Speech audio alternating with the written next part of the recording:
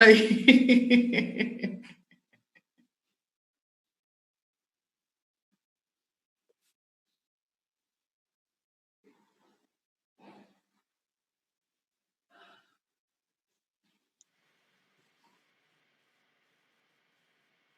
Boa noite a todos.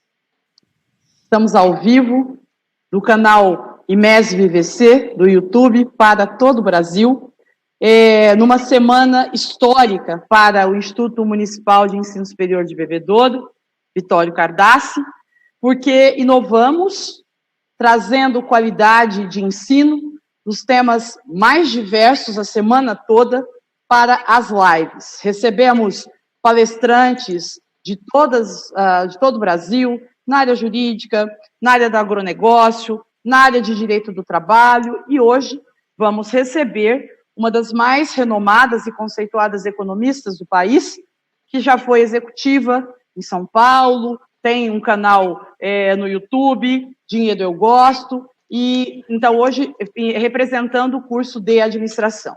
Gostaria de agradecer a presença aqui da professora Damares Cunha de Godoy, que também foi a grande idealizadora dessa semana de lives, para que nós pudéssemos inovar em tempos de crise, em tempos de pandemia, trazendo conhecimento ao vivo para os nossos acadêmicos, para todos os profissionais que têm prestigiado e participado das lives, enfim, para todo o Brasil.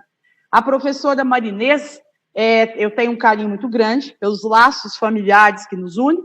Também ela tem o nome da minha mãe. A minha mãe também chamava-se Marinês. A professora Marinês Martins Ramos discorrerá sobre o tema Finanças Pessoais em Tempos de Crise. Eu fiz um resumo do currículo da professora Marinês, para que, como o currículo dela é muito vasto, é uma profissional renomada, é uma profissional muito conceituada no mercado financeiro brasileiro, então eu fiz um resumo do currículo para que sobrasse mais tempo, para que ela possa nos agraciar com os vastos conhecimentos que ela tem. Eu vou, então, apresentar agora o currículo da professora Marinês, depois eu passo a palavra para a nossa diretora, a professora Damares, para fazer a sua saudação também, e depois a professora Marinês vai fazer a exposição sobre o tema Finanças Pessoais em Tempos de Crise, e depois haverão as perguntas, a professora Damares irá mediar essas perguntas, e ao final nós voltamos com as considerações finais.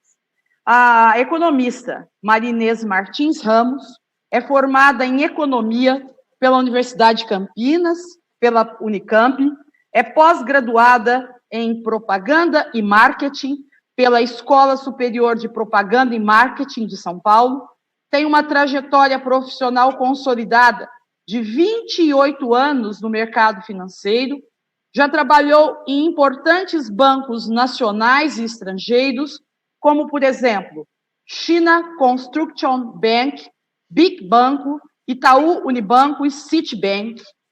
É criadora do canal do YouTube Dinheiro Eu Gosto. Atualmente é consultora em finanças pessoais, palestrante, conferencista com temas ligados à educação financeira.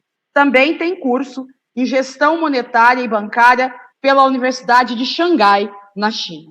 Passo a palavra, então, agora para a professora Damares, para as suas considerações, agradecendo imensamente, Marinês, que nós que estamos aqui no interior de São Paulo e ao vivo para todo o Brasil, pela sua colaboração em estar vindo falar de tema de tamanha relevância em virtude dessa situação toda que nós estamos vivendo com a pandemia do Covid-19. Seja muito bem-vinda à Faculdade IMESB de Bebedouro. Passo a palavra agora para minha colega de direção aí, a professora Damares Cunha de Godoy, que também é economista. Hoje eu disse que é o dia das economistas brilharem, e nós assistirmos, aplaudirmos e com elas aprendemos. Muito obrigada. Obrigada, professora Patrícia. Obrigada, professora Marinês, por nos atender o nosso convite. Como a professora Patrícia disse, esse momento é um momento histórico para o IMESB, de uma semana de lives que foram excelentes, pessoas renomadíssimas. A professora Marinês tem um currículo excelente, maravilhoso, tem muito a nos acrescentar essa noite. Dou as boas-vindas a todos, a todos os alunos de todos os cursos, da administração, das ciências contábeis, do direito, da agronomia, da arquitetura, a todos os professores também, e também a todos os demais convidados, né? Eu convidei toda a minha família, então provavelmente a minha mãe e a minha irmã tá assistindo, assim como alguns amigos, colegas economistas também estão assistindo. Então, professora Marinês, sem mais delongas, a gente vai passar a palavra para a senhora, e depois nós vamos voltar, depois que a senhora terminar a sua apresentação, para a gente passar as questões, os questionamentos dos nossos convidados, dos nossos alunos que estão nos assistindo agora. Passo a palavra para a senhora, professora Marinês.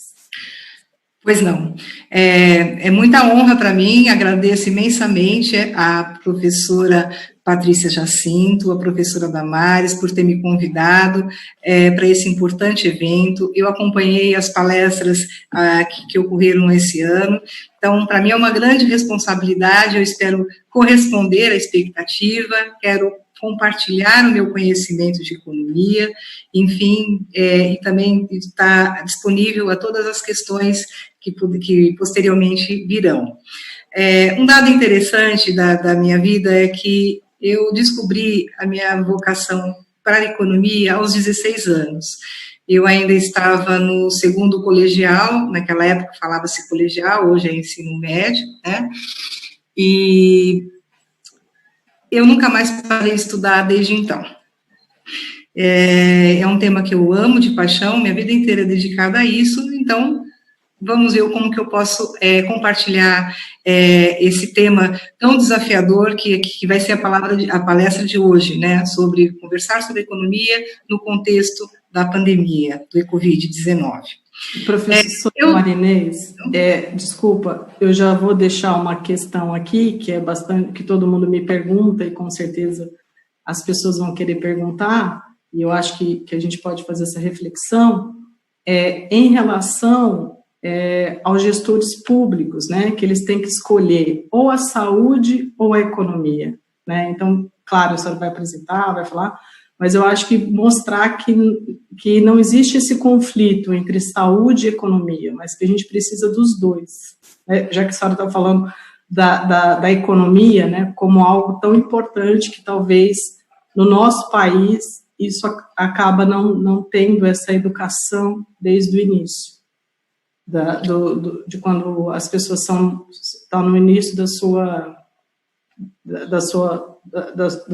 educação, tipo ginásio, fundamental, que outros países têm. Eu não tenho dúvida alguma de que a economia a gente conserta, a letalidade não tem volta.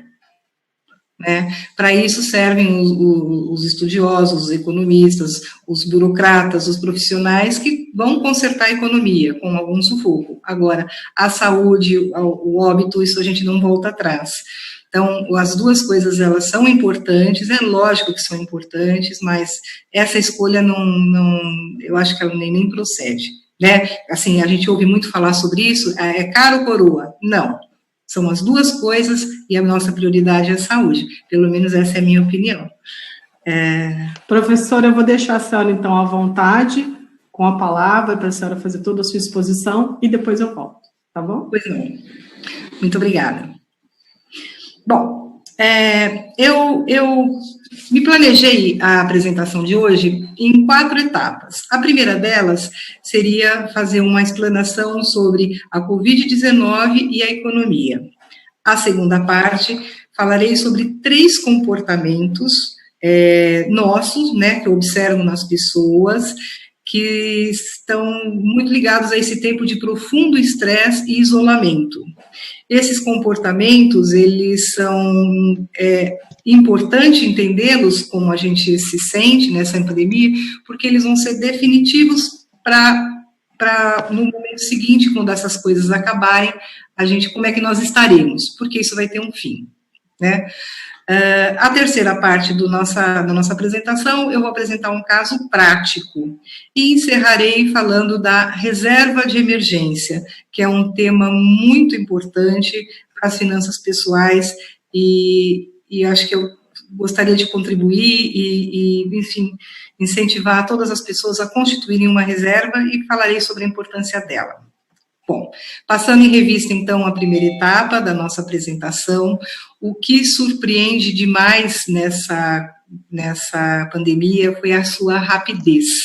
Fazendo um breve retrospecto, a primeira evidência que veio ao mundo de forma oficial, não significa que tenha sido essa, mas oficialmente a gente tomou conhecimento da pandemia no dia 31 de dezembro de 2019.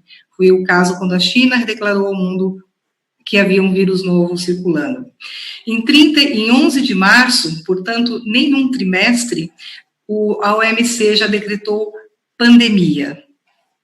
Então, em menos de um trimestre, praticamente o mundo inteiro já tinha o vírus circulando em seu território. Os dados de hoje que eu pude capturar da Universidade de Johns Hopkins, o mundo já tem 5 milhões de casos confirmados no mundo, né? 381 já vieram a óbito, infelizmente, e isso acontece em 188 países. No caso brasileiro, a gente está com recordes ruins, nós estávamos hoje até o meio-dia com 292 mil casos confirmados e 19 casos de óbito. Então, o nosso país também já está já faz parte do rol dos países com maior problema com a epidemia. O que a gente pode dizer em termos de números, o que eu gostaria de falar para vocês? Eu leio isso o dia todo. Não existe ainda nenhuma identificação, nenhuma luz, nenhuma quantificação aceitável do que vai ser a pandemia. Fala-se ainda que poderá ter outros desdobramentos, né? Então, assim, nós, pessoas comuns, que não temos como se defender ou como interpretar as notícias, eu acho que a gente não deve levar tudo tão a sério, porque ninguém sabe qual será o tamanho da recessão, qual será a duração da pandemia, o tamanho da letalidade, se ainda vai ter mais casos tristes ainda pela frente, nós não sabemos quando terá algum remédio para cura, e a vacina tem um horizonte, mas ela pode levar talvez até anos, né? Então, nesse momento, eu acho que a gente tem mais aqui não se envolver tanto, tentar saber tudo o que está acontecendo, porque não existe ainda. Hoje nós estamos há 70 dias da pandemia, né? A pandemia foi declarada dia 11 de março, estamos há 70 dias delas, e até agora a gente não sabe até onde vai. Peço muita atenção à questão do fake news e à questão da ignorância. Veja só, todas as universidades do mundo estão intensificando seus cientistas a pesquisarem, as maiores universidades do mundo, os governos. Então, assim, quando surgir uma notícia, certamente ela virá de um cientista. Não vai ser aquele seu tio do grupo da família do WhatsApp ou um amigo seu do grupo que vai te dar a notícia, né? Então, a gente não espera que a notícia venha dessa forma, a notícia vai chegar de uma forma muito mais abrangente, não vai ser uma fofoquinha num WhatsApp. Então, assim, evitem achar que essas pessoas sabem tudo. Infelizmente, não. Mas o lado positivo é que eu confio muito na ciência, eu confio muito na capacidade humana, e eu acho que muita gente trabalhando, eu acho que nós estamos próximos a isso, né? Eu só recomendo que a gente não fique dando atenção a todos os boatos que vêm por aí. Paralelamente à pandemia, nós estamos com alguns problemas de economia e de macroeconômico muito sérios, e eles não estão necessariamente sendo ditos no noticiado tão proximamente, porque os assuntos da pandemia acabam tomando conta. Mas veja só, existe uma disputa comercial entre a China e os Estados Unidos, que já vem desde o ano passado, que ela é muito prejudicial e essa disputa ela não terminou ainda. Ainda existe muita rivalidade, ainda existe muita ameaças entre esses dois países, lembrando que os Estados Unidos é a maior economia do mundo e a China é a segunda. Então, é uma instabilidade geopolítica importante, e isso é um problema que não foi solucionado. Uma outra questão é uma crise de petróleo que está também nesse momento acontecendo. A Rússia, a Arábia Saudita e mais recentemente os Estados Unidos, eles estão em confronto de ideias sobre qual é o preço do petróleo e a quantidade a ser produzida. E nessa guerra comercial entre eles, o preço do petróleo desabou, né? Só para vocês terem uma ideia, em outubro de 2018, o preço do barril do petróleo era $80. Terminou o ano de 2019 com $66. Em abril, ele foi para 22. Aí você vai me perguntar, Marinês, mas não é uma boa notícia a gasolina ficar barata, o preço do petróleo dar barata? Sim, para nós consumidores que abastecemos o carro, é uma boa notícia.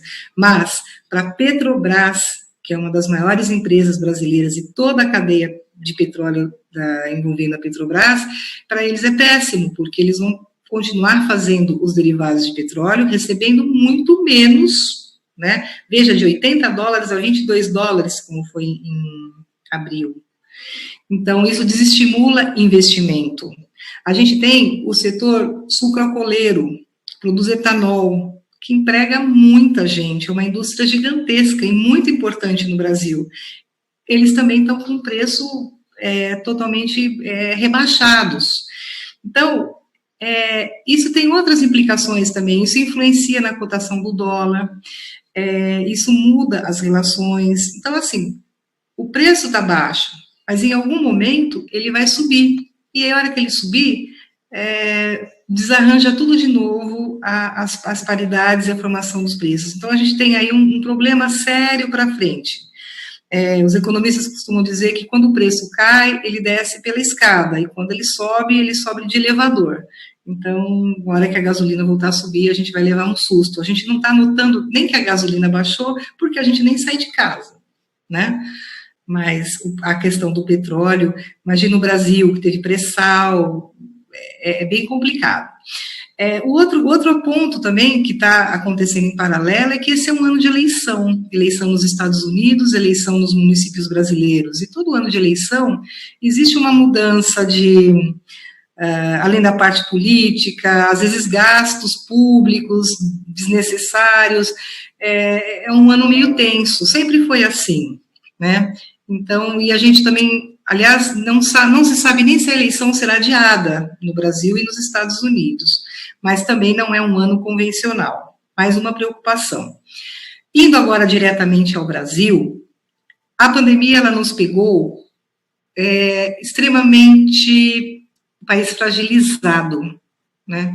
Eu tenho até uma anotação aqui do PIB brasileiro, olha só, em 2014, o PIB brasileiro cresceu 0,5%.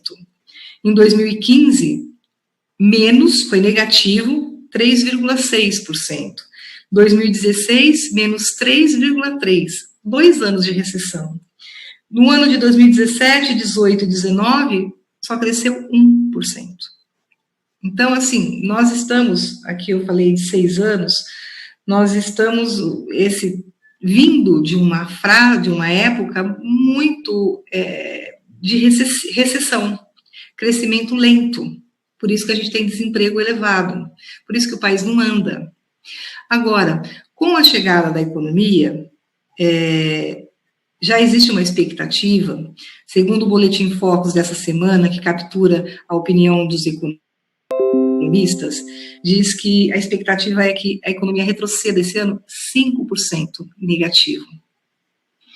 Se a gente somar esse ano catastrófico com aquela fraqueza que nós já vínhamos vindo, é muito provável que a gente perdeu talvez mais de uma década.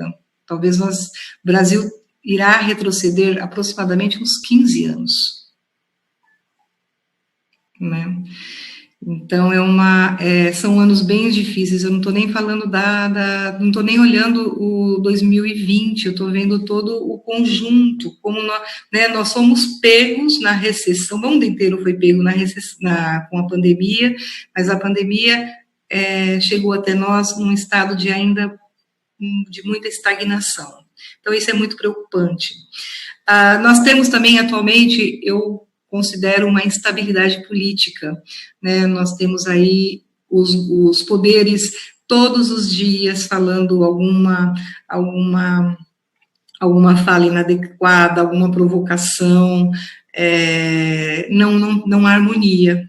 Isso é ruim para nós e o mundo inteiro está assistindo essas questões que saem do legislativo, do executivo, do judiciário, o mundo inteiro está assistindo isso. E, por conta disso, a gente não tem visto investidores estrangeiros no Brasil. Muito pelo contrário, o dinheiro está saindo do Brasil, vis-à-vis o que está acontecendo com o dólar. Então, esse também é um fator preocupante, esse é um fator que a gente precisaria, mais do que nunca nesse momento, conviver com harmonia entre os poderes. É preciso que nós, cidadãos, não embarquemos nessa briga de fla-flu, gosto desse, gosto do direito, a gente precisa de um país unido. Eu estou só falando de economia, a gente não estou falando de política, nem essa é minha pauta, e nem pretendo falar, mas isso é necessário que o país tenha uma convergência. Por consequência disso, a gente está tendo uma grande depreciação do real. No dia 1º de janeiro, a paridade real-dólar era de R$ 4,03. Já era um dado meio alto. Tá? Ele bateu recentemente quase 6. Nós estamos hoje com quase 40% de depreciação da moeda. Né? Hoje o câmbio fechou, a paridade ficou um pouco melhor, nós estamos em R$ 5,58 o dólar. Aí você vai me perguntar assim, Marinês, por que eu estou preocupada com o dólar? Não vou viajar, né? Não vou comprar carro importado? O que interessa para mim? O dólar está caro. Ora, o Brasil, ele importa componentes de quase tudo que nós produzimos aqui tem uma peça importada. A gente depende muito de tecnologia. Nós não estamos sentindo o dólar alto, porque atualmente, nos últimos 2, 3 meses, a gente só está indo ao supermercado e comprar alimento, né? Mas a hora que a gente precisar voltar a ter um consumo semidurável, ou um consumo durável, ou a indústria, que estão praticamente trabalhando com um regime muito baixo, os preços vão subir. Né? Então, assim, é muito grave isso que está acontecendo. Então, assim, a gente tem... eu não quero assustar ninguém, né? Mas a gente está convivendo com isso, a gente está convivendo com a pandemia, a gente está convivendo com uma recessão gravíssima, em cima do histórico recessivo, problema com o petróleo, que é uma commodity, a gente não tem muito o que fazer, porque o preço é internacional, e, finalmente, o dólar, que também ele também está presente em tudo que a gente... Eu fui comprar lâmpada esses dias em casa, a lâmpada era made in China, como quase tudo que tem. Bom, mas existem aspectos positivos também que precisam ser falados, né? A gente não precisa ficar nesse problema, com essa tensão toda. O Brasil tem o SUS, que é um sistema de saúde universal, outros países não têm, então o SUS ele atende a todas as populações, está presente em todas as cidades. A gente tem programas sociais que, eventualmente, para injetar o dinheiro chega. Tivemos um probleminha aí com a primeira etapa dos R$600, mas a população mais desprovida, ela tem como chegar recurso nela. O problema, gente, é que toda vez que você tem uma recessão tão profunda, aumenta a desigualdade. Os que mais sofrem são os pobres. Por isso que eu estou enfatizando a importância de se ter programa social. A gente tem a inflação sob controle. A inflação de agosto de 2019 para agosto de 2020, ela foi de 2,4. É uma das inflações mais baixas, assim, do Brasil. Então, a gente ainda está, pelo menos essa parte é saudável. Eu falei de muita coisa que não era, mas a inflação está bem controlada. Não existe pressão sobre ela, mas é melhor estar com uma inflação baixa. Da mesma forma, a taxa de juros, a Selic está na menor taxa histórica, 3% ao ano. Aí você vai me perguntar, mas o que me interessa isso? Bom, interessa que as empresas que estiverem endividadas ou as pessoas físicas que tiverem que contrair empréstimo, o custo dessa dívida fica mais barata. Melhor você ter uma Selic a 3 do que uma Selic a 20, como já foi em anos atrás. Então, isso é um fator também muito positivo. A gente tem um sistema bancário muito sólido, né? Pensando que vai ter muitos problemas de inadimplência, problemas de atraso de pagamento, a gente tem bancos muito sólidos. Agora, recentemente, essa semana passada, grandes bancos divulgaram os seus balanços e eles já constituíram provisão, reserva de provisão para suportar os eventuais calotes, que nem serão tão eventuais assim. Então, isso é uma boa notícia, essa solidez bancária, a gente vem conseguindo isso há algum tempo. Finalmente, temos o Banco Central, que tem uma excelente gestão. O Banco Central vai ter agora, nas próximas semanas, votação no Congresso para ele ficar independente. O César Maia, presidente do Congresso, é bastante favorável, e tem chances do Banco Central tornar-se independente. Isso ainda deixa mais técnico a decisão monetária do país. Isso eu considero uma boa notícia. Temos também a Previdência, que a Previdência representava um rombo, e como agora o governo vai ter que se dispor de muitos auxílios de emergência, é bom que a Previdência tenha pelo menos um enquadramento no rombo orçamentário. Então, tende a sobrar mais dinheiro para essa época aí, que estão se chamando de economia de guerra, alguma coisa assim, que são a distribuição, a melhor alocação de recursos. Então, assim, a gente fazendo uma retrospectiva dessa primeira etapa, a gente vê que a situação ela é séria, e a gente deve manter calma nesse momento, não adianta se desesperar, não adianta ficar o dia inteiro lendo fake news, vamos só atentar-se a notícias oficiais e, principalmente, promover união e equilíbrio. Acho que isso da nossa parte, além de lavar as mãos, cuidar dos nossos pais e cuidar dos nossos filhos, eu acho que essa é a atenção que a gente vai fazer. Nesse tempo em que, agora eu vou falar da segunda etapa da minha apresentação, nesse tempo de isolamento social, isso provoca um profundo estresse para as pessoas. Ninguém está no seu estado normal. 3 comportamentos eu tenho observado com muita frequência. A primeira são pessoas que estão encarando o isolamento como um desafio. Então, elas estão pensando no momento delas e estão tentando olhar como é que vai ser os próximos meses. E ela já está traçando projetos, está pensando, está vislumbrando, está estudando, ela está se preparando para uma nova era. Esse é um grupo, é o grupo positivo. O segundo grupo é um grupo que está se sentindo ameaçado. Ele está paralisado. Ele está sentado no sofá e ele não se mexe, né? Ele está assustado, ele vê inimigos por todos os lados, morcegos, teoria da conspiração, ele vê bactéria, ele está, assim, completamente paralisado, assustado. O terceiro grupo é um grupo que eu chamaria de dano, é aquele que ele está olhando para trás e lembrando que ele tinha um salário melhor, que ele tinha uma remuneração variável melhor, que ele tinha sonhos, que ele comprou um carro e agora ele não tem como pagar, talvez tenha que devolver, ele só olha para trás. Então, a gente tem 3 comportamentos, tem um que olha para frente, tem um que olha estático, e tem um terceiro que também, por negação, ele só olha a vida dele que ele tinha, e ele passa o dia todo reclamando, e também não está muito bem. Bom, o que nós podemos fazer? Eu espero que todo mundo que está vendo essa live seja do time do desafio, mas nem sempre a gente escolhe o que a gente sente. O que eu gostaria de afirmar para você é o seguinte, ou para alguém que você conheça, nós não estamos sozinhos. Isso é quase um mantra. Repita isso. Nós não estamos sozinhos. Isto vai passar.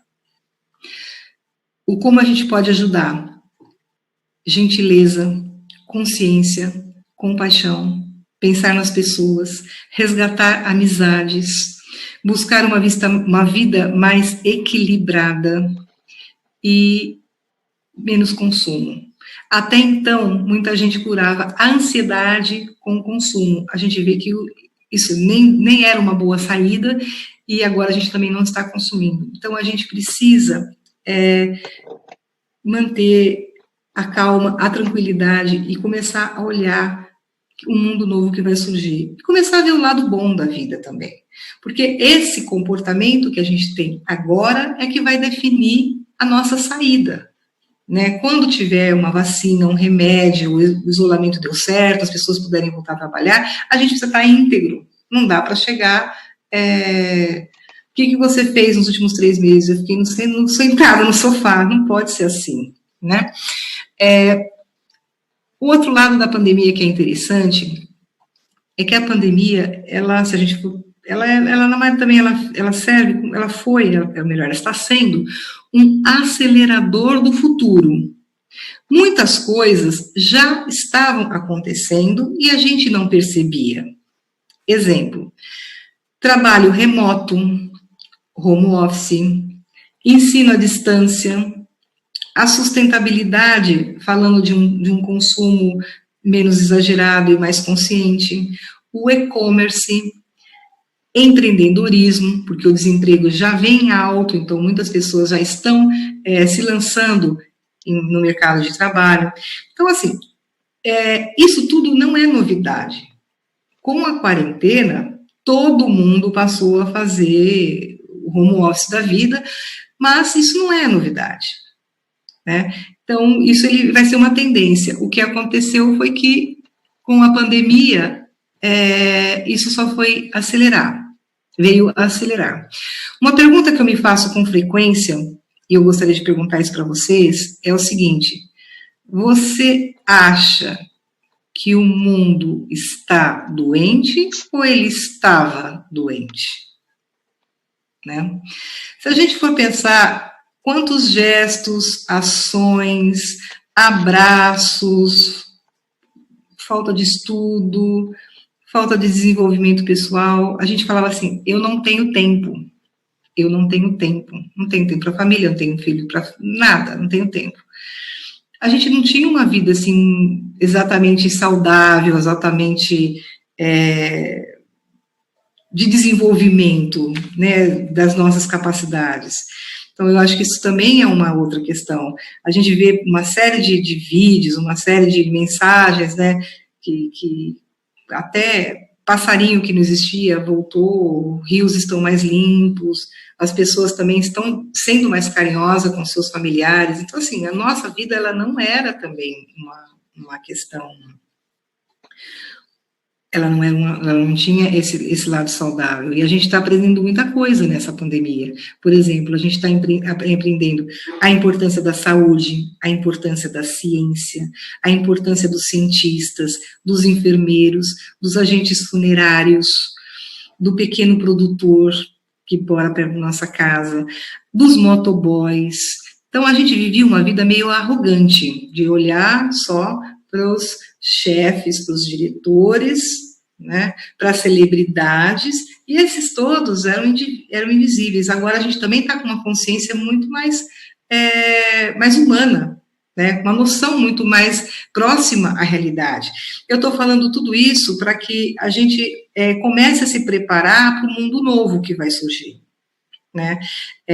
A gente viu recentemente também que no Brasil eram milhões de pessoas que foram consideradas invisíveis. Até esse cadastro aí do que o governo fez, R$600, ele estimava foi um número 3 vezes maior.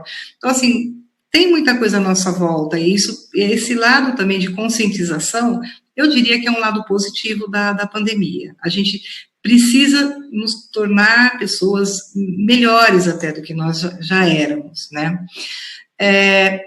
Acho que nós precisamos trabalhar. Mas eu falo trabalhar, não é para a gente sair correndo agora na rua e furar a pandemia, não. A gente manter em casa até o tempo que for trabalhar, mas a gente precisa se programar para a gente, no momento certo, no momento em que ninguém estiver mais correndo risco, a gente possa estar dando a nossa contribuição. Chamo os colegas de arquitetura que estão assistindo. Vocês percebem, vocês têm pensado na grande necessidade que vai surgir de redesenhar os designs interiores, como as casas vão ter que ser modificadas depois da pandemia, móveis mais eficientes, cômodos da casa especiais para fazer home office. Muitas pessoas passavam muito tempo fora de casa e agora elas estão mais tempo de casa e elas estão se deparando que a luz não é boa, a acústica não é boa, a ventilação da casa não é boa. Então, muita gente vai precisar de arquiteto, muita gente vai precisar vai ter muito trabalho para vocês. Então, é importante nessa fase da isolamento, a gente se preparar. Qual o projeto que você vai ter? O que você gostaria? Onde você vai focar? Porque são trabalhos novos, são necessidades novas. Então, é capacidade de trabalho, de emprego, de venda, de enriquecimento. Minha mensagem agora vai para os contadores. Imagina a quantidade de pessoas que estão desempregadas e elas vão empreender. Elas vão precisar de um contador para isso. Elas vão precisar desse apoio, né? As empresas que vão ter que refazer o seu endividamento, o seu fluxo de caixa, vai precisar de contador. Então, gente, eu estou dizendo isso assim, olhe as oportunidades que elas já estão aí, tá quase na nossa cara para a gente poder fazer. O direito também vai trabalhar com direito corporativo, com empresas que vão pedir recuperação judicial, falência, fusão, aquisição. O direito da família talvez tenha divórcio, talvez tenha reversão de divórcio também, porque vai ter muita coisa quando essa fase acabar. Aos estudantes de engenharia agrônoma, o Brasil e continuará sendo um celeiro mundial, o líder da proteína. Então, isso a gente acho que até tende a aumentar ainda a dependência dos outros países pelos alimentos que nós produzimos. O país vai precisar de engenheiros, melhorar a nossa produtividade, melhorar a qualidade do nosso alimento, alimentos certificados, alimentos aceitos no país inteiro, com qualidade, com higiene, sem qualquer tipo de bactéria, qualquer tipo de, mostrar a altíssima qualidade dos alimentos brasileiros. Ao mesmo tempo, eu vejo também uma demanda grande pela agricultura orgânica, outra frente de trabalho. Vejo também, vou fazer uma pergunta para vocês da área de agronomia. Vocês conhecem o Kimball Musk? Já ouviram falar? O Kimball Musk, ele é muito conhecido por ser um lunático para muitas pessoas, e para outras pessoas ele é um visionário. Bom, o Kimball Musk é o irmão mais novo do Elon Musk, que é o dono da Tesla, que faz carros autônomos, sem motorista, faz foguete, são bilionários bem estranhos. Mas o Elon Musk, ele tem um trabalho que ele se dedica, que é de fazer que as casas urbanas ter horta no telhado, hortas verticais no muro, as pessoas produzindo seus alimentos, o dia a dia alimentar das pessoas completamente revolucionário, as pessoas ocupando espaços, até em grandes centros, com alimentação. Então, assim, são ideias que estão surgindo, vale a pena conhecê-las. E aos estudantes de administração, eu gostaria que vocês me acompanhassem e vejam que a história que eu vou contar agora, que seria a terceira parte da minha apresentação, que seria um caso prático. Olha só, 2 semanas atrás, nós tivemos o Dia das Mães. Como tradição, almoço de domingo, a mãe não faz comida e os filhos levam ela para comer em restaurante. Isso, ou pelo menos compra comida fora. É talvez a data mais importante para esse setor. Muito bem. Eu fui procurar restaurantes, sabendo que todos eles estavam fechados, mas saber quem é que estaria oferecendo comida. E aí a minha experiência ela foi muito ruim, e eu gostaria de compartilhar com vocês, eu gostaria de comentar 7 erros, né? 7 falhas que eu encontrei, mais ou menos 6 restaurantes que eu procurei, não vou dizer o nome, não serei indelicada, mas eu falei, nossa, que experiência maluca essa que eu tive. Bom, a primeira etapa da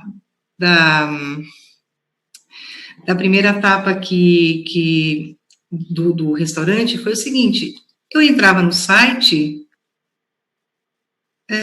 o site não trazia promoção do Dia das Mães, o site era velho. Ora, como é que a gente pode, no mês de pandemia, que os clientes não vão mais ao salão, os donos de restaurante deixaram de lado o site daquela forma? Uma coisa de 5 anos atrás. Essa é uma falha grande. O segundo, quando eu entrava na página para fazer um pedido online, não tinha ninguém do outro lado. Então, quando você faz um pedido online, você tem que ser atendido em tempo real, né? Senão o cliente desiste, acha que o restaurante não está funcionando. Aí, o terceiro erro, eu fui ligar para esses restaurantes. Quando eu ligava, a pessoa que me atendia, eu estava extremamente cansada, ela parecia falar do lado do fogão, desanimada. Eu pensei, desencorajá-la a fazer o pedido. Aí eu pensei, nossa, esse dono do restaurante, ele não percebeu que quem atende o telefone é uma pessoa importante, porque ela fecha negócio, ela encoraja o pedido. Você não pode deixar qualquer um atender ao telefone. Tem que ser uma pessoa que vai fazer a venda, que vai descrever o produto, que vai dar as respostas para quem está pedindo. Então, eu achei também muito falho essa parte. Depois, quando foi na questão da entrega, essa mesma pessoa que me atendia, ela fazia uma cara de desânimo e falava que a mercadoria só iria chegar daqui 1h30 ou 2. Mas ela falava num tom que parecia que ia durar umas 3 horas para chegar a comida. E eles disseram que não tinha motoboy e estrutura de entrega. Ora, agora eu vou falar uma frase para vocês terem isso nas suas mentes empreendedoras e que isso acompanha vocês. Capacidade associativa. A capacidade associativa é a gente, numa hora como essa, saber fazer, unir as pontas. Então, nesse caso do restaurante, veja só, o restaurante servia 5% era motoboy. A pizzaria, diz que pizza, vizinha dele, só faz isso. E pizza você come à noite, não come no almoço Dia das Mães. Então, a capacidade associativa seria esses 2 empresários conversarem e falar assim, olha, pega o teu time, que conhece a cidade, que dirige, que entrega rápido, sabe entrar em condomínio, tem moto baú, faz tudo maravilhoso, e eu vou focar no meu almoço e a gente faz essa parceria, essa capacidade associativa. Por que eu estou falando isso? Por que eu estou enfatizando isso? Com essa nova economia que vai surgir, que nós vamos ter que modificar a nossa forma de trabalhar, a gente vai faltar recurso da nossa capacidade, como esse exemplo, ele faz comida muito bem, mas ele não entrega muito bem. Então, a gente precisa unir as forças, unir os expertises para o nosso negócio deslanchar. Né? Essa foi uma outra questão que eu percebi, que eu achei inadmissível não ter estrutura de entrega e o cara não pôde planejar isso antes. A outra questão que eu considerei gravíssima também foi de entender que nesse momento especial As pessoas não estão necessariamente como foi o Domingo das Mães do ano passado. Eu sugeriria a esses donos de restaurante ter elaborado 3, 4, no máximo, cardápio, menu de Dia das Mães. Não precisava oferecer aquela extensão de comida, de acompanhamento. Nós estamos vivendo quase uma época de guerra, e as pessoas entendem isso. Então, o correto empresário, microempresário, empreendedor, foca no que tem margem mais elevada, foque na sua melhor experiência, foque no seu melhor resultado, foque no que dá menos risco, né? Pode ter risco? Pode. Você pode comprar muita coisa no Dia das Mães e não vender, então procura ter ingredientes, por exemplo, que não serão perecíveis. A batata não é perecível, ela dura, você não precisa jogar ela fora, né?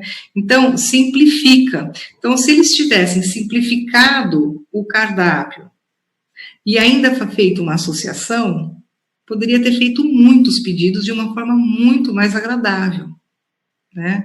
Então, planejar uma campanha, e a mensagem que eu passo é: nós não podemos pensar e agir como era antes da pandemia. Os tempos mudaram. Estou no 6º erro. O 6º erro foi a questão do mailing. Esses restaurantes que eu busquei, eles tinham o meu WhatsApp, eles tinham o meu telefone. Eles poderiam ter entrado em contato comigo na quarta-feira, na quinta-feira, e falava: Inês, temos aí um menu especial do Dia das Mães.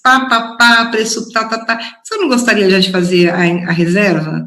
Então, é uma forma também deles já saberem quantos pratos eles iriam fazer. O mailing, gente, mailing numa empresa significa relacionamento. Não é para ficar mandando mensagem de venda, coisa que as pessoas nem têm vontade de ouvir. É relacionamento. É claro que o cliente tinha uma necessidade, e ele iria me dar me apresentar algo bacana. Não recebi nenhum e-mail, nem nada. Ninguém mostrou nada. E o 7º erro também que eu percebi foi a questão de não ter feito combo, né? Como o Dia das Mães é um dia onde as pessoas tendem a gastar mais, presentear a mãe, os filhos fazem vaquinha, e ninguém está regulando muito o preço, não é um almoço qualquer, era razoável que alguém oferecesse uma sobremesa, uma bebida, refrigerante gelado, cerveja gelada. Isso aumentaria o ticket. Mas não. Eles não ofereceram, não prepararam para oferecer esse combo. Então, assim, foi uma oportunidade que eu vi. Esse exemplo, ele é singelo, ele é simplório, mas a gente pode perceber como que a gente ainda não está com a capacidade de planejar de uma forma mais ativa, de fazer associações, né, de se programar para datas, para eventos, para a gente poder sair dessa arrancada. Não adianta a gente ficar chorando que o restaurante está fechado, os clientes não vêm mais. Não, o mundo mudou e a gente vai precisar se adaptar. Era mais ou menos essa a mensagem que eu gostaria de passar para vocês. A última parte da minha apresentação, eu gostaria de falar sobre reserva de emergência.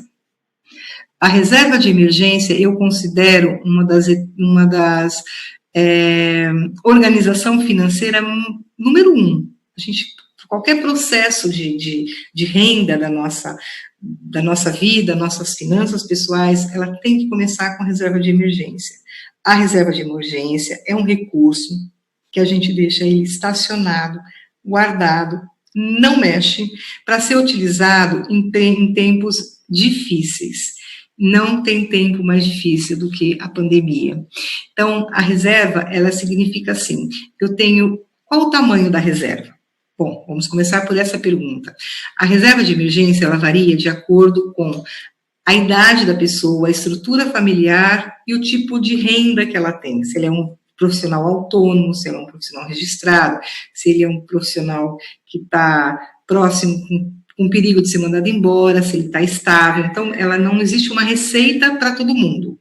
Mas eu posso adiantar dizendo que ela deve ser de 3 a 12 meses do nosso custo.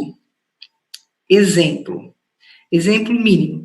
Se a pessoa tivesse uma reserva financeira e a partir de março começou a pandemia, ela estaria com dinheiro para suportar no mínimo 3 meses.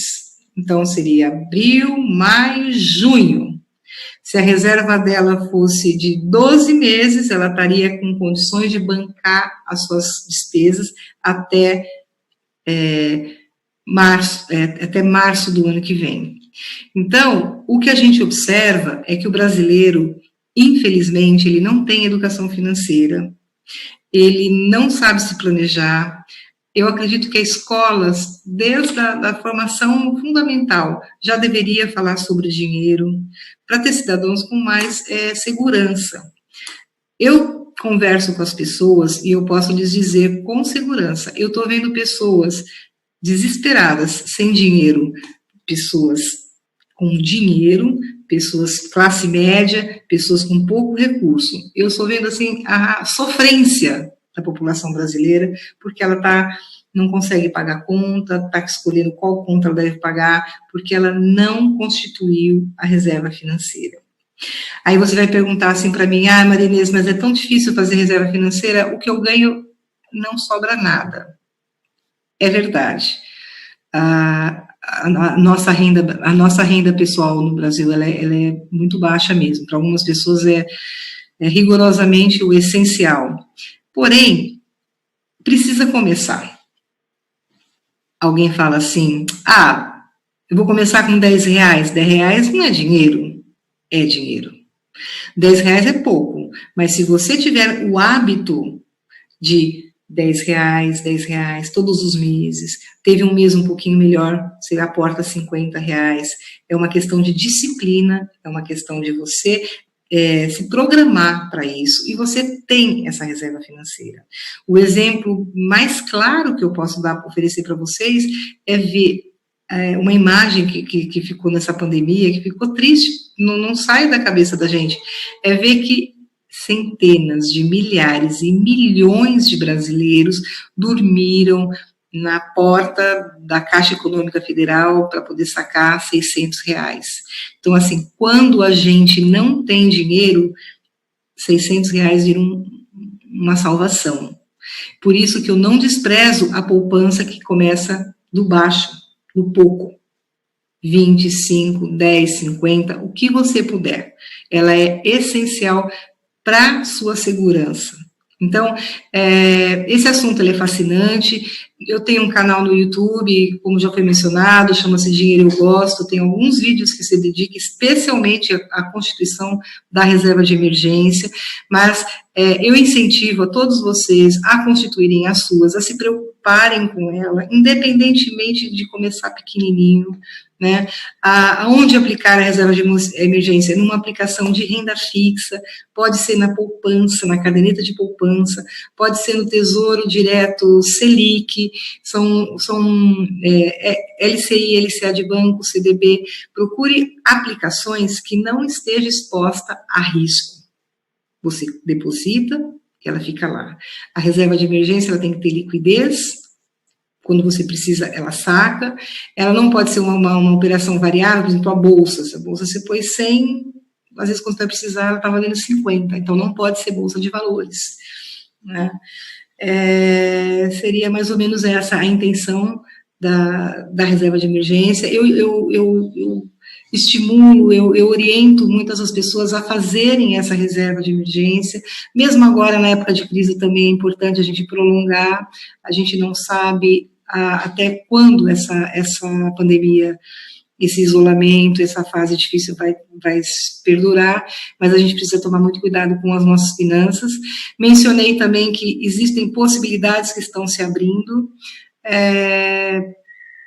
Eu gostaria agora de ouvir vocês. eu passo a palavra à professora Damares e fico à disposição para perguntas. Muito obrigada pela paciência e muito obrigada pela audiência. Professora Marinês, muito obrigada. Nós recebemos várias questões no chat, mas até pelo tempo a gente selecionou algumas que outras a senhora já respondeu na sua explanação e outras vai complementar. E eu vou começar com essa questão que fecha que vem bem de encontro com o que a senhora falou em relação à reserva de emergência. Nós temos uma primeira pergunta do aluno das Ciências Contábeis, o Vitor Mesquita. Ele pergunta o seguinte: como relacionar as finanças pessoais com investimentos e se é possível realizar planejamento, né? Se é possível fazer um planejamento para ter aí finanças pessoais e aí reserva de emergência. Boa pergunta, Vitor, muito obrigada. Assim, na verdade, quando a gente vai começar a nossa vida financeira, né, com as primeiras moedinhas que a gente vem a ganhar, o primeiro salário, o primeiro ganho que a gente vai ter, a gente precisa fazer classes como se fossem potinhos de ouro, né? Começar por classes de financiamento.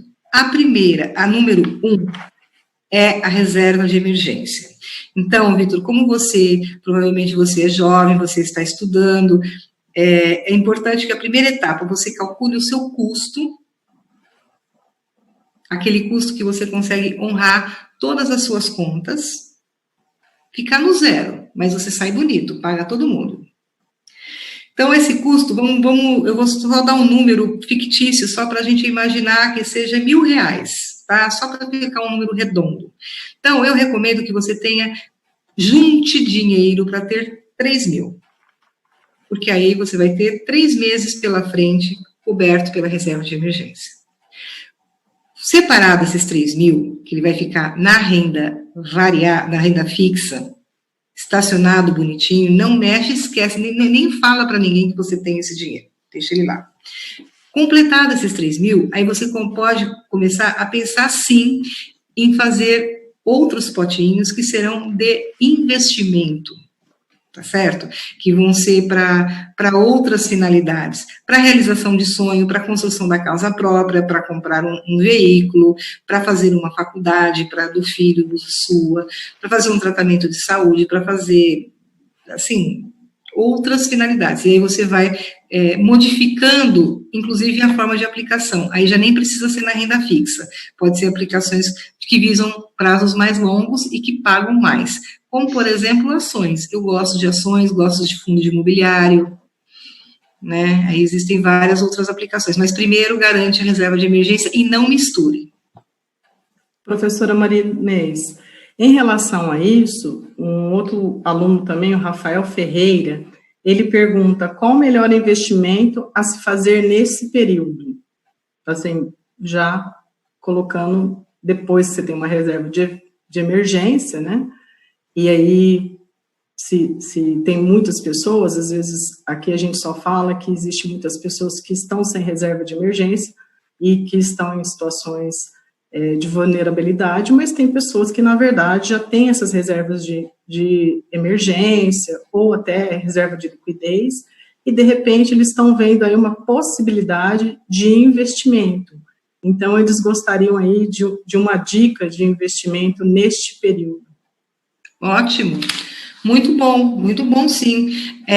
A recomendação que eu daria é o seguinte: com a Selic a 3% ao ano, nunca foi tão fácil na história desse país comprar um financiamento habitacional. Tá certo? Você consegue taxas muito baratas. Então, eu não sei a necessidade da pessoa, mas, assim, um financiamento é muito bom. Pode ser um financiamento da casa própria, pode ser um financiamento de uma máquina de equipamento, se a pessoa for um empresário, pode ser o financiamento de um veículo. Então, se ele tem um emprego, considerado estável, uma renda segura, já tem a reserva de emergência, eu acho que ele pode dar esse salto qualitativo na vida dele, de comprar um bem de valor, escolher um financiamento adequado, uma prestação que caiba no bolso dele, né? Eu acho que essa é uma boa opção. É interessante comprar ações de algumas empresas, mas isso vai exigir um conhecimento, né, diário, acompanhar, fundo imobiliário também, mas precisa ter um estudo, um acompanhamento. Eu acho que vale muito a pena, sim, vale muito a pena. Quem tiver uma disponibilidade de recurso pode fazer esse tipo de coisa. O professor João Emanuel, que está relacionado a isso, né, que a gente está sabendo que a taxa Selic, né, é uma das mais baixas da história. E aí, então, ele pergunta se deve investir em financiamento e, caso já tenha financiamento, se é interessante renegociar esses contratos antigos com taxas que eram maiores, né? Então, é só para aquelas pessoas que já têm essa reserva ou também é para aquelas pessoas que estão pensando em casar agora e, de repente, viram a possibilidade de fazer um financiamento bem mais barato, se é o momento? É o momento, e aí, sim. Só que aí eu já emendo aqui, professora, que tem a pergunta da Revne, que também é uma aluna do curso de contábeis, que também é a mesma questão, né? Devido à volatilidade econômica, é arriscado realizar financiamento imobiliário indexado a TR. Então, hoje em dia, tem várias opções de financiamento, né? Isso está sendo muito fácil. Eu gosto sempre de citar dois bancos, mas não é a Caixa Econômica. A Caixa Econômica é o coração dela. Ela faz financiamento habitacional e me parece que ela, inclusive, tem as melhores condições atualmente, com prazos maiores. A outra instituição financeira, eu nem gosto de ficar citando nomes, mas, enfim, o Banco Itaú, por exemplo, tem um simulador na internet, a pessoa sozinha consegue trabalhar e ver quantos anos ela quer financiar, o valor, e sai na hora. Os outros bancos, eu acredito que estão assim também. O Santander também está fazendo uma campanha boa de financiamento habitacional. Eu acho assim, vou responder as duas perguntas. A primeira, para quem já tem, vale a pena tentar uma renegociação, sim. Modificar o contrato, isso é perfeitamente possível. Vale a pena, e vale a pena também consultar outros bancos, porque numa dessas a gente pode diminuir o prazo, pode abaixar o valor da prestação, pode ficar mais conveniente, porque o que foi feito lá atrás era outras circunstâncias, e os bancos estão aceitando esse tipo de conversa, sim. Vale muito a pena buscar a renegociação. E para quem está prestes a querer realizar um sonho, este é o momento. Mas verifique antes se a sua renda vai ser mantida, seu emprego está estável, as coisas ainda estão boas, como eu linkei, o país está tão ruim, né? Certificando isso, eu acho que é um momento excelente. Professora, agora o pessoal questionando outros itens aqui, outros temas. O Edgar Henrique, ele questiona o seguinte: qual a opinião da palestrante quanto à educação financeira desde o nível básico de formação? É que a gente estava discutindo no início, né? A educação financeira para os brasileiros. Qual é a sua opinião, professora? Eu acho que a consumo, educação financeira, ela nos torna consumidores mais conscientes. Ela nos faz a ter um planejamento financeiro mais adequado, a não fazer nada por impulso, o respeito do dinheiro, o valor do dinheiro. A gente sempre ouve falar, às vezes, dos pais, falam assim: você não sabe o valor do dinheiro, você não sabe o quanto custa, o quanto foi difícil para mim. Então, acho que quando a criança ela começa a trabalhar com isso, ela tende a ser um cidadão melhor. A gente observa muito isso em outras culturas. Um belo exemplo é a cultura japonesa, por exemplo. Eles fazem, todo japonês, assim, é tradição, né? ter um dinheiro guardado antes de sair para o consumo. Isso já vem historicamente. E nós, brasileiros, a gente tem uma série de qualidades, mas planejamento financeiro ficou devendo. Então, eu acho que é válido, sim, ter esse ensino.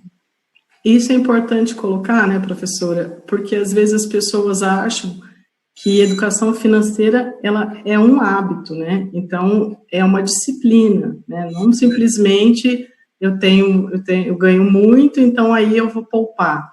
Não, na verdade, a gente tem que se organizar para poupar, né? E aí é isso que o brasileiro tem que entender e tem que aprender.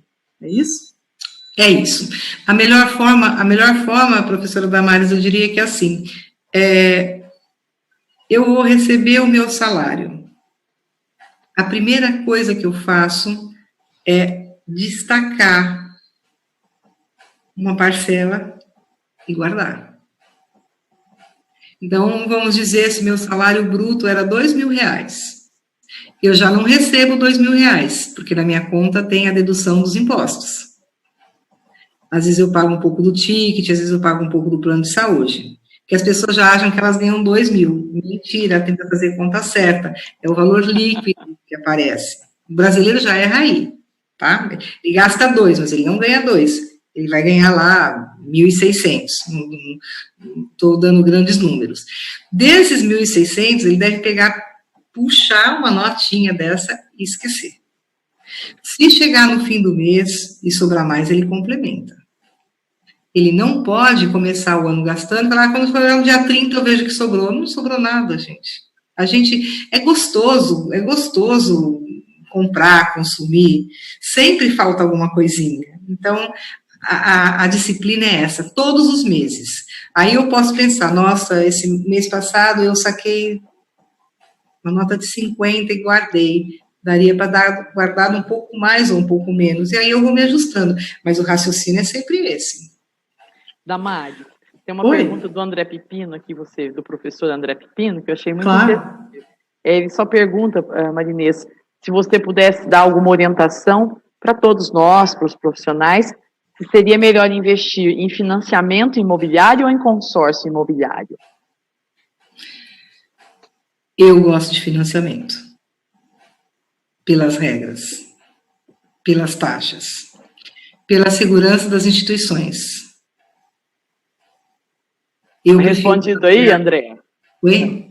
Está respondido aí, o professor André, que nos acompanha também, ele fez essa pergunta aqui pelo meu WhatsApp, e ele perguntou como você vê para aconselhar-nos se seria melhor o financiamento imobiliário ou o consórcio imobiliário.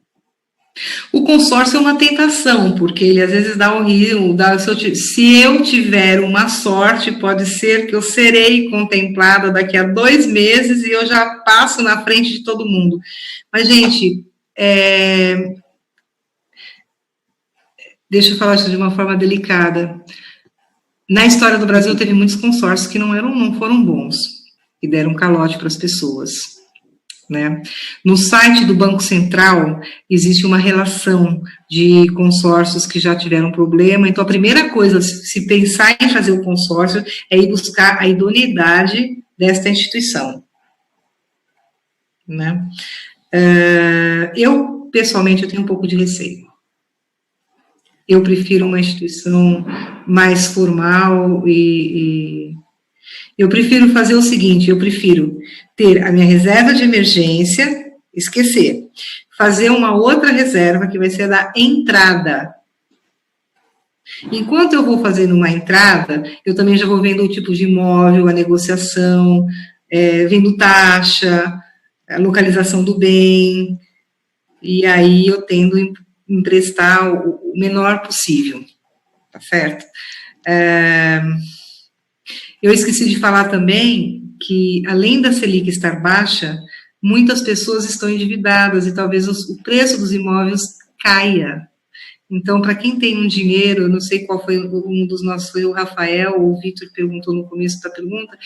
Foi o professor João Emanuel e a Revely, sobre financiamento imobiliário. Então, financiamento imobiliário, eu também, é uma fase bem oportuna também. porque o preço dos imóveis despencou. Então, você tem banco oferecendo dinheiro, você tem valor dos imóveis que caíram. É uma época interessante. Professora Marinês, a professora Daniele Higman pergunta se a senhora acredita em uma recuperação das finanças pessoais após esse período. Desculpa, eu não entendi. Se a senhora acredita em uma recuperação das finanças pessoais, ou seja, as pessoas que tiveram seu desemprego ou redução do seu salário, ou na família, uma pessoa ficou desempregada e a renda familiar caiu, né? Teve uma outra questão também no chat que perguntou sobre isso, né? Como que eu faço uma reserva de emergência, ou se, na verdade, o meu salário meus gastos eram proporcionais, na verdade, aquele salário, a professora meio que já respondeu, que a gente gasta tudo e um pouco mais do salário, né? E assim, se essas pessoas que tiveram esse período, né, muito mais complicado, com redução de salário, com desemprego, se elas vão conseguir ter essa recuperação. E o Brasil vai ter que conseguir, né, o pessoal autônomo. E aí, já emendando, professora, você acha que isso deu um alívio com o auxílio emergencial do governo para essas pessoas?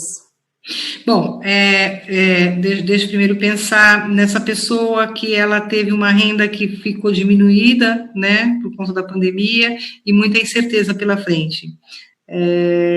A economia brasileira ela não vai recuperar tão cedo, né? Mesmo que, como eu falei, a gente já vem vindo de um histórico ruim, tem muita gente desempregada.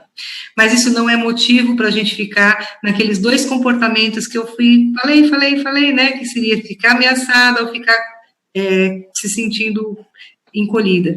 A resposta é: você não está sozinha, você precisa buscar novas formas. O fato dela estar assistindo essa live em plena quinta-feira de noite, com uma professora que não para de falar de reunião de emergência, já é um sinal que ela está buscando conhecimento. Você tem aí as faculdades de bebedouro, você tem os seus mestres, você tem os seus colegas, e você precisa pensar numa forma nova de trabalhar. Não vamos mais procurar os empregos que a gente tinha antes, porque não é que eu não consigo, é que às vezes aquele emprego já não existe mais. Então, a gente precisa reestruturar a nossa... Vamos aproveitar esse finzinho de quarentena, que a gente está mais em casa, para a gente pensar num jeito novo, porque o mundo mudou. Não foi por vontade própria. As coisas aconteceram assim. Então, vai precisar modificar um pouquinho as fontes de renda dela. E também, tem um lado também menos ruim, que é o consumo. A gente com pessoas mais simples também, né? Eu, particularmente, só estou andando de chinelo havaianas assim o dia inteiro, porque eu não saio de casa. Então, era um gasto que eu provavelmente teria tido nesse período. Agora eu não tenho mais, eu não saio. Então, e vai existir um encolhimento, e a gente percebe que a gente pode ser feliz e a vida continuar com uma estrutura mais enxuta. Então, a recomendação vai ser fazer mais economia, rever os gastos, rever se a gente precisava de tudo aquilo, e na vida profissional, abrir as oportunidades. Professora, na verdade, a gente poderia fazer milhões de questões, milhões de perguntas, ficar aqui horas e horas, né? Mas nós chegamos à nossa última pergunta. Damares, é da Célia Bruschini? Não, é da Natasha Rodrigues. Tá, depois aí eu tenho um da Célia Bruschini, eu vou passar aqui para você, tá bom? Posso só falar dos R$600? Claro, Pode. Por favor. Eu vou te mandar aqui a da Célia. Gente, é auxílio humanitário. Eu sou completamente favorável. Eu sou... e tem que ser dinheiro mesmo. Não dá para ficar distribuindo alimento. Eu não sei a necessidade da pessoa ali, a família, o que está precisando. É ajuda humanitária. tem que fazer. Tem que pôr liquidez, né, professora, na economia. A gente está num país, a gente já existe uma necessidade muito grande. É lógico que isso daí não vai ser para sempre, pode ser que tenha alguém que recebeu R$600, comprou cachaça, pode até ser que essas coisas acontecem, mas é minoria, gente. É minoria, tá? A grande parte das populações é para primeiríssima necessidade. Professora, então a Patrícia vai fazer essa pergunta e depois eu fecho com essa questão, que aí é a questão de carga fiscal, né? Política fiscal, vou deixar para o final. Pode falar, Patrícia. Tem uma aluna nossa do curso de Direito, que é empresária na área educacional em Viradouro, a Célia. Ela pediu para que eu perguntasse para você, Marinês, se você indica algum método para iniciação financeira para os jovens, que foi um assunto tão tratado aí por você e pela professora Damares. Método? Alguma escola, como é que poderia inserir isso, pelo que eu entendi, no currículo dos alunos, para a criança aprender desde pequenininho, porque você falou aqui a educação financeira, tem que aprender, não é hábito, como a Damares falou, e você. Então, eu acho que é isso que ela quer saber, como que poderia ensinar os alunos a ter essa educação financeira desde da mais tenra idade. Acho que é isso. Olha, eu não tenho uma resposta pronta para essa pergunta, mas eu me lembro que na época que eu fazia colégio, tinha uma matéria, praticamente ninguém gostava, mas ela existia, que chamava Educação Moral e Cívica. Ela tinha essa matéria e ela era dada para todo mundo. Na faculdade também tinha uma matéria com um nome semelhante a esse, e eu não lembrava.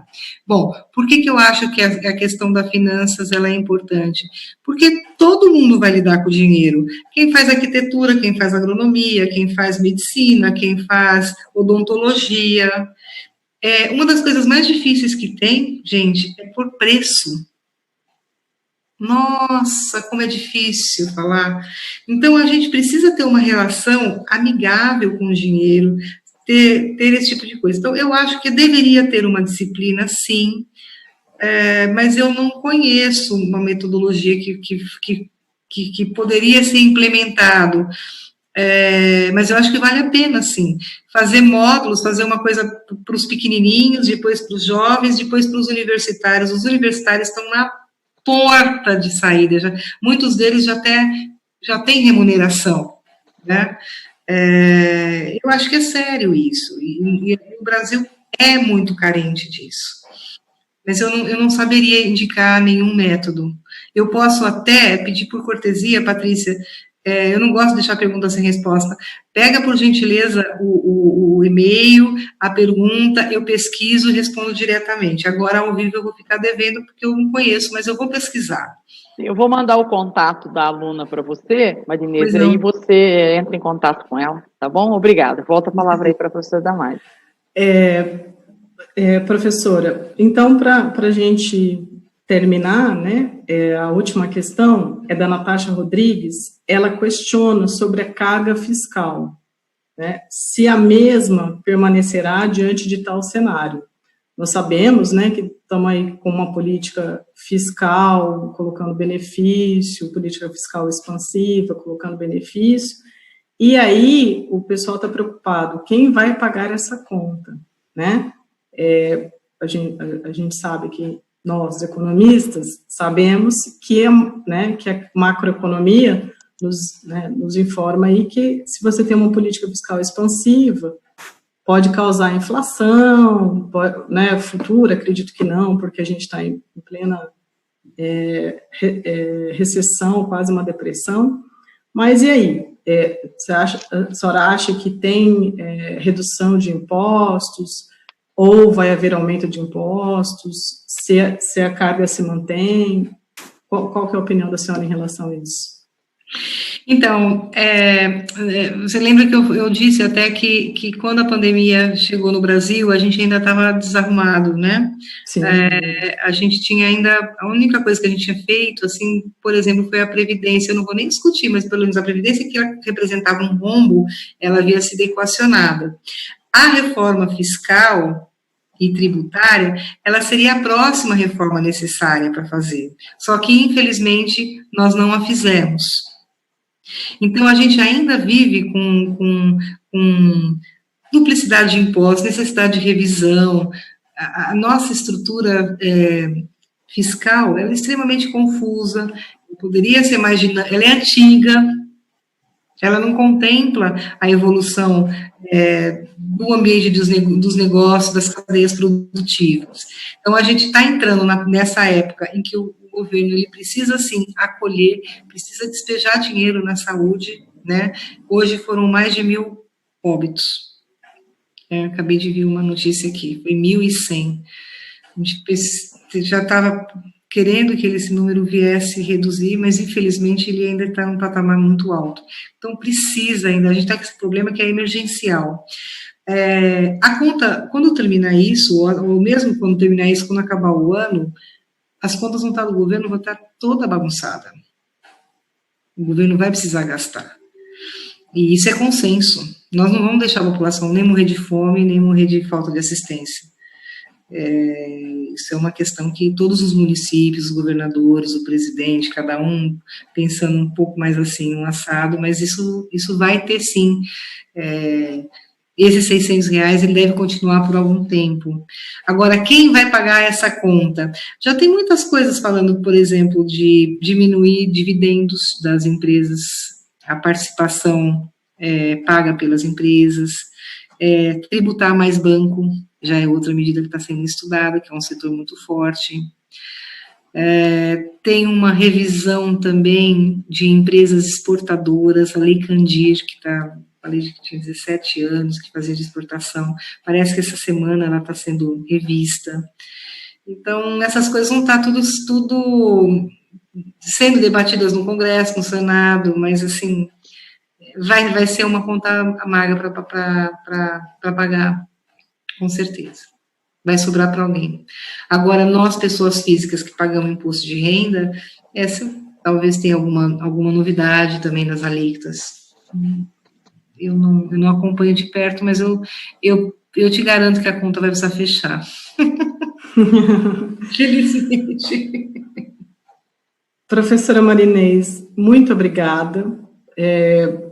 Assim, eu sou super suspeita para falar, porque, como a senhora colocou, né, eu também sou economista, e eu acho que eu brinco, né, que eu descobri isso, acho que quando eu tinha 11 anos, que o jogo que eu mais gosto é banco imobiliário. Eu também. Acho que todos os economistas adoram banco imobiliário. A gente, né, acaba nascendo, cada um com o seu dom, com a sua profissão.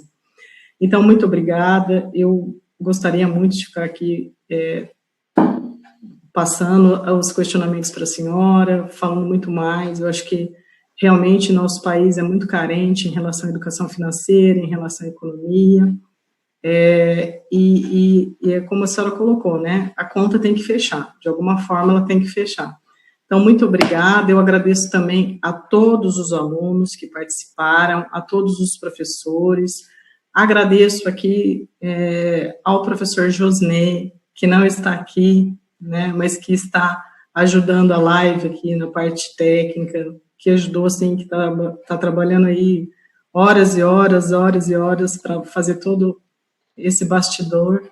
Agradeço também a todos os organizadores, ao professor Marcos, professor Macchione, professor João, que me ajudaram aqui nas questões, a professora Patrícia, a professora André, enfim, a todos os professores que estão envolvidos, que só nós estamos aparecendo aqui, mas tem uma equipe enorme fazendo esses dias, né, essas noites acontecerem. Então, muito obrigada a todos, obrigado pela participação.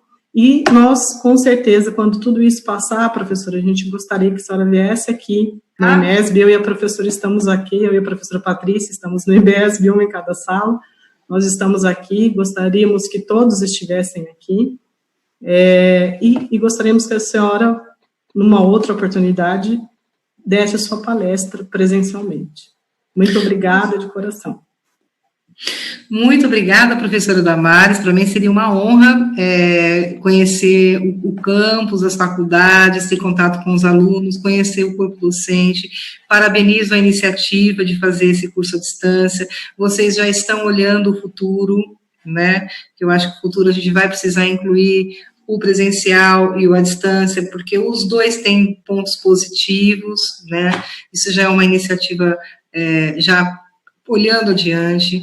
Fiquei honrada com o convite, espero ter atendido com a minha exposição, ou pelo menos causado alguma reflexão, inspiração, né? Às vezes a pessoa pode sair daqui, pensar, e às vezes amadurecer uma ideia, isso contribuir com o desenvolvimento. A minha recomendação principal é nunca pare de estudar. Nunca, nunca. Estude, colegas, professores, mestres, tá certo? Não desperdice o seu tempo. E muito boa sorte a todos nós, e se Deus quiser, essa fase tem aí seus dias contados. E que nós estejamos fortes para estar pronto para esse mundo novo, né? As coisas mudaram. Marinês, que tem o nome da minha mãe, eu nunca canso de dizer isso. É quando a Damares me pediu que fizesse o convite para você, por se dar da economia, e ela conseguiu vislumbrar a importância disso também, como economista, com formação muito sólida, Damares também. Assim, eu estou assim, muito até emocionada, porque assim, eu percebi pelo chat, olha, só dando um feedback aqui, pessoas de São Paulo participando, Campinas, Ituverava, Barretos, aqui de Bebedouro, nossos alunos, os alunos também do professor Josney da UENG, alunos de faculdade de Barretos, da professora Daniele, também alunos de Jabuticabal.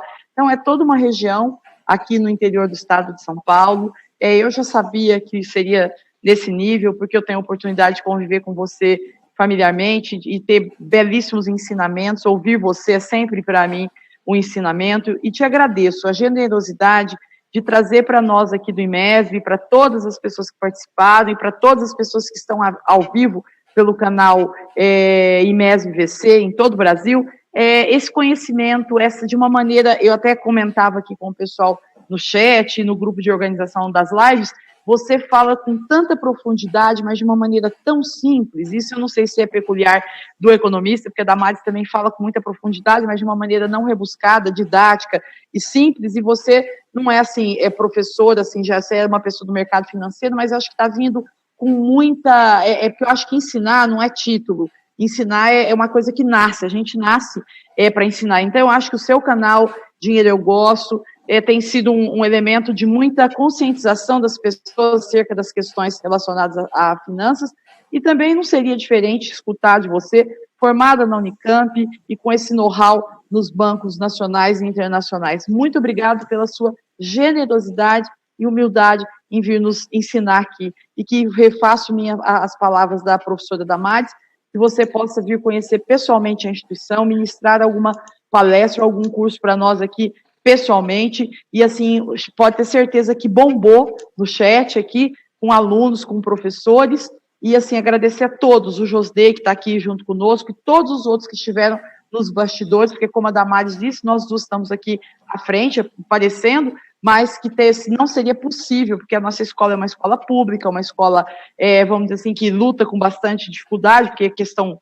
de dinheiro financeiramente público é difícil, mas assim, a gente está conseguindo fazer lives extraordinárias e levar ao conhecimento dos nossos alunos pessoas de renome internacional, como é o seu, tá? Com conhecimento maravilhoso nessa área prática. Muito obrigada, e não sei se a Damares quer colocar mais alguma coisa.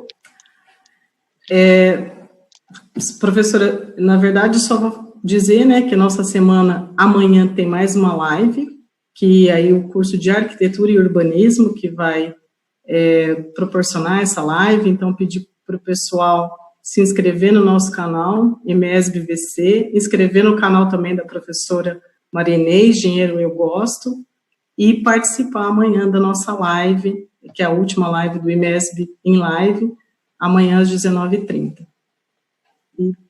Se a senhora quiser falar mais alguma coisa, professora, fica à vontade. Eu tenho sim. Eu aceito o convite de ir a Bebedouro quando eu puder abraçar, apertar a mão e sem máscara. Sim, claro. No dia que isso acontecer, eu espero receber esse convite e aí estarei para cumprimentar todos vocês e conhecer todo o corpo docente de Bebedouro. Fiquei muito feliz com a noite de hoje. Espero ter tido correspondido. Fica meu contato. Se tiver algum e-mail, eu responderei todos eles. Ok, Muito então. obrigada. Muito obrigada. E aí, pessoal, até amanhã na nossa live do curso de arquitetura. Obrigada. Tchau, tchau. Muito obrigado. Tchau, gente. Tchau, tchau. Uma ótima noite. Obrigada. Tchau, tchau. Tchau, tchau.